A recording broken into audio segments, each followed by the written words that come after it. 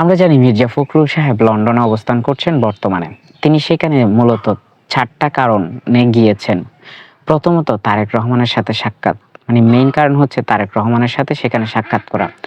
অনেক কিছুই অনেকভাবে মানে সামাজিক যোগাযোগ মাধ্যম কিংবা ইন্টারনেটের মাধ্যমে অনেক কিছু শেয়ার করা যায় না। অনেক বিষয় আছে যেগুলো সরাসরি শেয়ার করতে হয় এবং যেগুলো সরাসরি মতবিনিময় করতে হয়।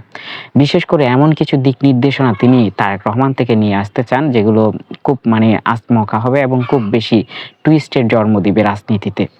বর্তমানে একদম রাজনীতির ভবিষ্যৎ কি আমরা প্রায় দোঁয়াশায়। এই দোঁয়াশা কাটাতে আশা করি তারেক রহমান তাকে এমন কিছু দিক নির্দেশনা দিবেন যার কারণেই সেখানে যাওয়া।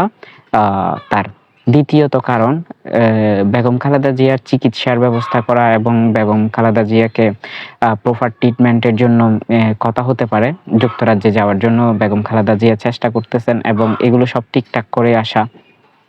এটা দ্বিতীয় কারণ হিসেবে আছে।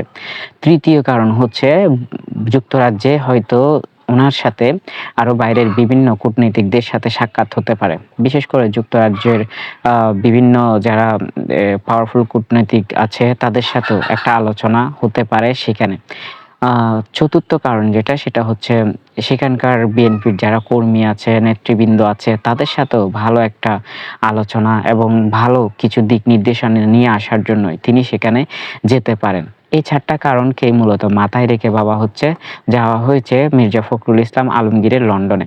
কিন্তু লন্ডন যাত্রাকে ঘিরে অনেকেই ভাবছেন মানে কি হতে যাচ্ছে রাজনীতিতে। রাজনীতিতে মূলত যেটা সবচাইতে বেশি গুরুত্বপূর্ণ সেটা হচ্ছে এখন তারেক জিয়ার দিক নির্দেশনা।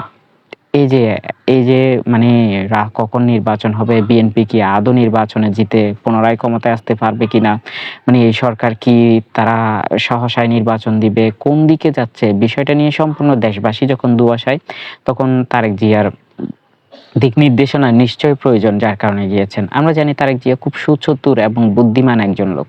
তিনি নিশ্চয়ই এই সমস্যার সমাধানে এমন কিছু দিক নির্দেশনা দিবেন যেটা কেটে যাবে এই দোঁয়াশা, এই কালো মেঘ। রাজনীতিতে তাই এই যে মির্জা ফখরুল ইসলাম আলমগীরের লন্ডন সফর এটা খুবই গুরুত্বপূর্ণ এবং তাৎপর্যপূর্ণ বার্তা বয়ে আনবে এবং ভালো কিছু জাতির জন্য বয়ে আনতেই তিনি হয়তো গিয়েছেন।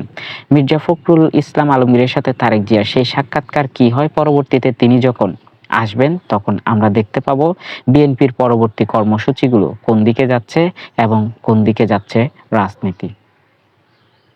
ওপেন টকসে আজকে এই পর্যন্ত। ধন্যবাদ।